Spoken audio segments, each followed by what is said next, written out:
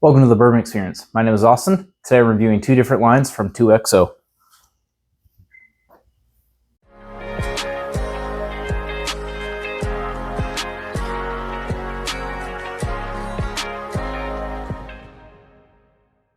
Today I'm reviewing two different 2XO releases. Well, three different releases, but of two different lineups from 2XO.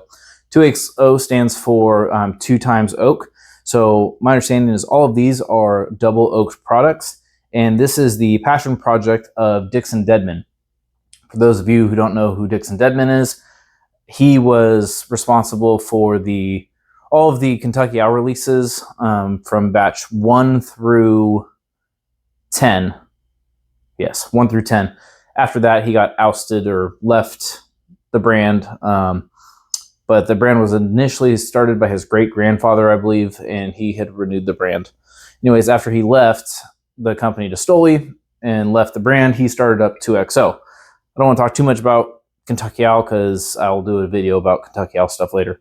So, anywho, Dixon Dedman started up 2XO, and there is 3 different lines under the 2XO brand. This one is under the Blender series. He has the Oak series, I believe, which is a more budget-friendly, run-of-the-mill one. And then he has the Gem of Kentucky, which I'll begin to in a second. The Blender series is the mid-range and is about $100 retail. This was the first one, and this is the Phoenix blend.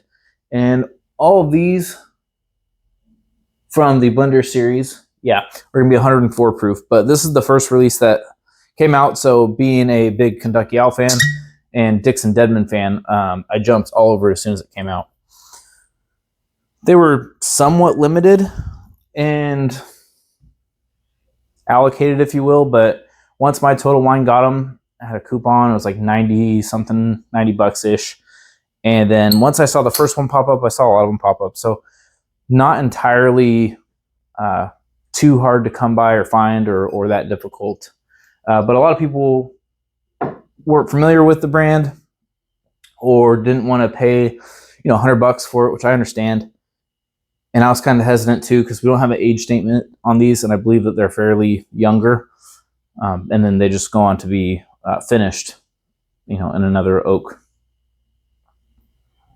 So let me get into this one. Phoenix blend, like I said, was the first one that came out, and I really did enjoy it. It's kind of changed and opened up a little bit as I've had it. Has a nice perfumey thing going on the nose. There is some oak on it. It's a little bit, it has kind of a dark nose, but it's not like super oaky by any means. So I don't know how long any of these were finished for. I don't think it was a very long amount of time. I think it's maybe just to help bring along these younger barrels. So now there's a little bit of a nutty thing on the nose. So perfume, oak, a little bit of nut. Okay, let's get into it.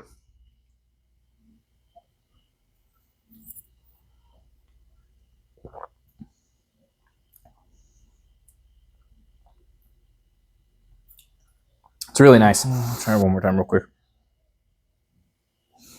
Everything on the nose, I keep saying that. Everything on the nose comes through. There's a little bit of a nutty thing. There is that oak presence. It's drying at times, but then not so drying, which is kind of weird. And then there's like a red fruit in there a little bit too. So I get just off the rip there. It's sweet. So I'd say it's sweet. It is peanut. Then it's probably a little bit of red fruit, then oak and a little bit of drying, and then like a little bit of a milk chocolate thing that kind of coats it and makes it a little bit less drying. And there's a spice in there too, like a little bit of a barrel spice. So we'll move on to the next one. It says the Innkeepers blend is the second release in the ongoing small batch blend series from 2XO. Each release is unique, created by blending select stocks of my finest barrels. and crafted using my double barreling process. The Innkeepers blend pays homage to my family's long history and hospitality and the values instilled along the way. Never forget your past. So each release, it has, so this one is the Phoenix one. It's got a picture of a phoenix on it. That is indicative of a phoenix rising from the ashes, him starting this up after he left Kentucky Owl. This one has a lamppost that I believe is in front of, I don't know, probably the family's inn. They run an inn called Beaumont Inn, and they have a pretty big whiskey selection there and do different events and stuff. So he's kind of famous through his Beaumont Inn as well as doing the Kentucky Owl thing. So this is, I believe, is a tribute to the employees that work there, if I remember correctly.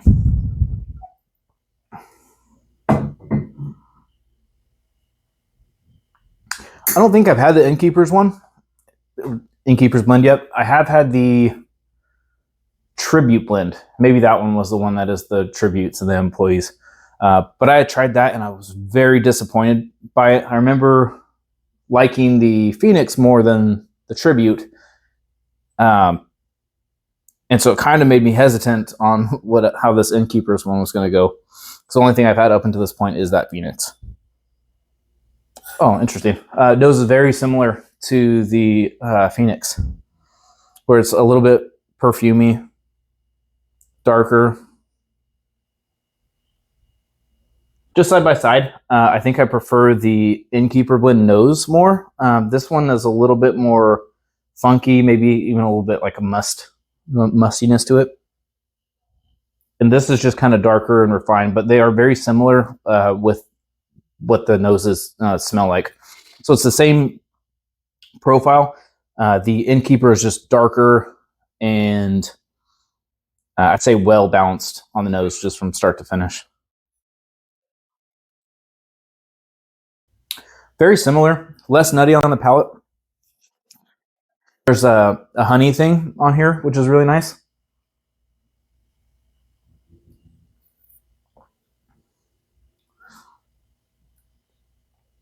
There's a little bit of the nut. There's a little bit of honey. Maybe a hint of that red fruit. Just a hint.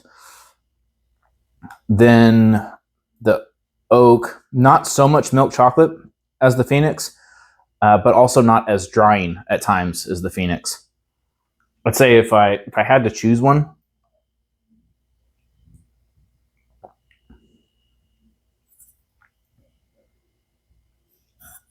I'd definitely choose the Innkeepers, but they're both really good. Personally, I would steer clear from the Tribute, just because I remember not really liking it. Now this is we're going to move on to the Gem of Kentucky, which is the most exclusive or elite or special of the 2XO line.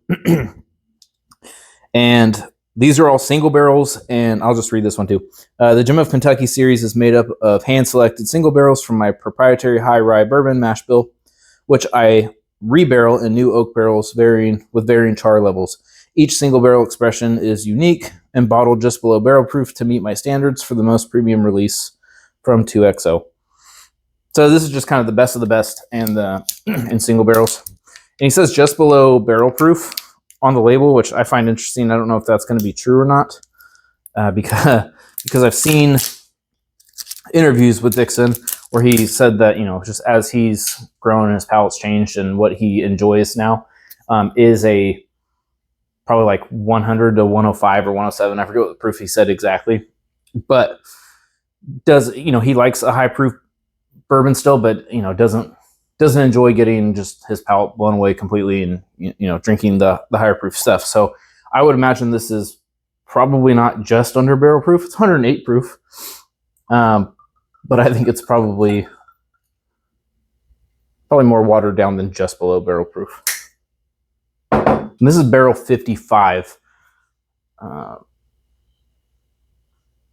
don't know if anyone is following or looking at the different barrel numbers. Ooh.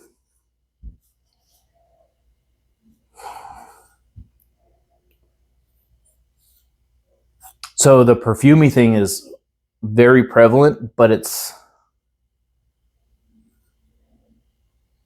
But it doesn't have the nuttiness, which I like. I like that that is absent on this one.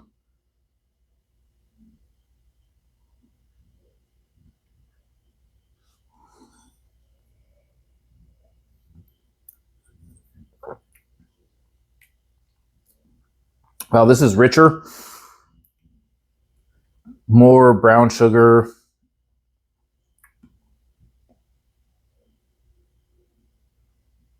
More brown sugar and more coating, more viscous. Definitely not drying, like maybe the other two could be a little bit.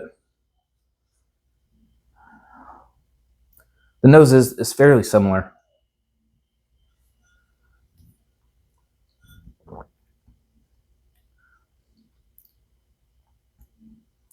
There's a sweetness and like a tingling on the front of the palate, from my tongue.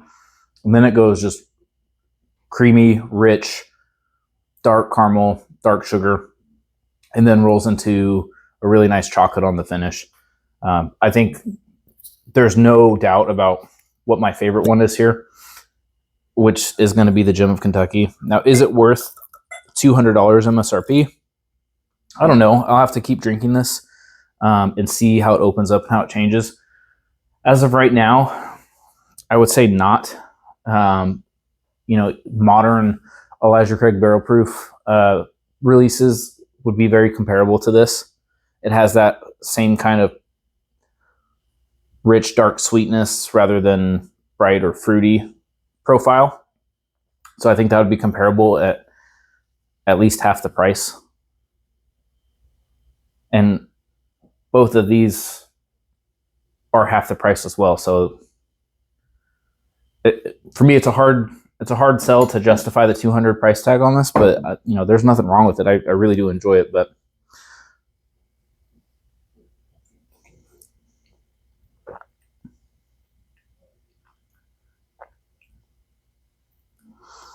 more I drink it, I'd say like mid palate to late, there is a mesquite or different kind of wood influence. A little bit, maybe like a fresh lumber kind of, but it's not like crazy overpowering in a really negative way. But that's in there too. I would like this bottle at $150. 200 is a little steep for this one, but it's still good. I'm gonna enjoy it. Best bang for your buck. And hey, if I'm gonna go get a 2XO product, what should I get? I would seek out the Innkeepers blend. You probably can still find them. I don't think they're going to be that crazy hard to find, even though there's probably 1 or 2 releases that have come out. For sure 1, but maybe 2 or 3 releases that have come out since then, but they're probably still floating around. So if you're going to seek out a 2XO, I would just recommend seeking out the Innkeepers blend. But they're all enjoyable. If you want to pay up and you're not worried about the money, then yeah, Gem of Kentucky would be good, but do not pay over retail. Don't break that $200 mark for one. But that's where I land with these. And as always, the bourbon experience is all about good pours and great times with whoever you're with. Whiskey's meant to be enjoyed, so crack those bottles. Cheers.